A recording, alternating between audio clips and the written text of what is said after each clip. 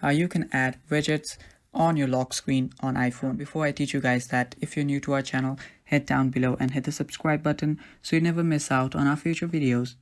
Now let us start. First, what you'll have to do is just open up your settings. Now when you're on your settings, you will have to go to your wallpapers section right there. Just scroll down, and under the general section you'll see the wallpaper option right below accessibility. Tap on wallpaper.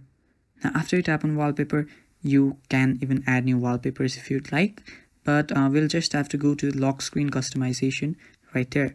Now tap on it. Now after you're on there, you will see the add widgets option. Now when you tap on it, you will see all of your widgets that is available on your iPhone. Now as you can see, I can add my Snapchat's widget, I can add my Instagram widgets, I can add my Spotify, CapCut, and TikTok, so much more. Even I can add birthdays that's on my Facebook, or there are a few more that you can select. So from here you can just add whichever you'd like. So that is pretty much it, guys.